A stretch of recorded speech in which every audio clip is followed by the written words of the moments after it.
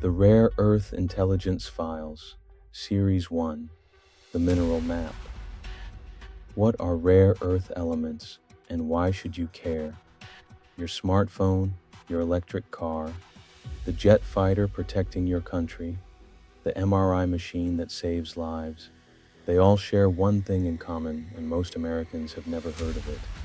Rare earth elements, 17 obscure metals with names you can't pronounce. Neodymium, dysprosium, terbium that quietly run the modern world. And right now, China controls 90% of how they're processed. That's not an accident, it's a strategy, and it's one of the biggest national security threats the United States has ever faced. Part 1. What are they? So what exactly are rare earth elements? Despite the name, most of them aren't actually rare in the ground. They're found all over the world, in the United States, Africa, Australia, China. The problem? Extracting and processing them is incredibly difficult, expensive, and toxic.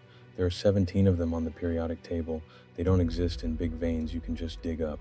They're scattered in tiny concentrations through rock, and separating them requires massive industrial facilities and enormous amounts of chemicals.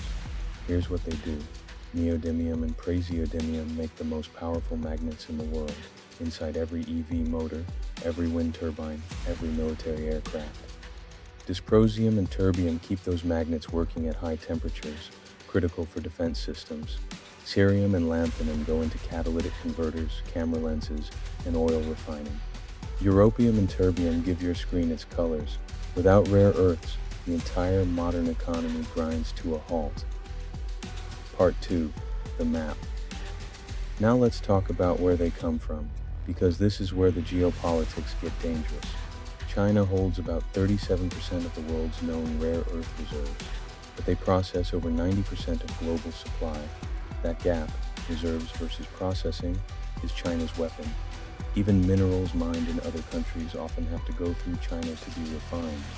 The US, Europe, Japan, all dependent on a single nation. The Democratic Republic of Congo, the DRC, holds about 70% of the world's cobalt. And while cobalt isn't technically a rare earth, it's equally critical. It's the other half of the battery equation. Every lithium-ion battery needs it. Australia is home to major deposits and is now a key US ally in the supply chain fight. The United States itself has massive deposits, including the Mountain Pass mine in California, the only large-scale rare earth mine in North America, but we stopped processing them decades ago because it was cheaper to let China do it. That decision is now haunting us. Part 3. Why it's a national security crisis. Here's the part that should genuinely alarm you.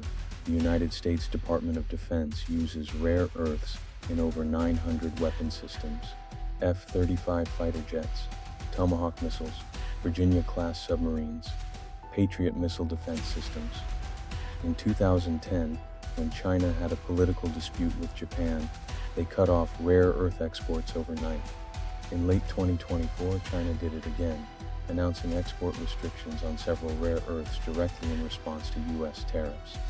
This is what's called a mineral weapon, and the US has no adequate defense against it yet. Congress knows, the Pentagon knows, the White House knows, which is why right now billions of dollars are flowing into companies trying to build an alternative supply chain completely outside of China's control. And that's exactly what we're going to follow on this channel, week by week, as this story unfolds.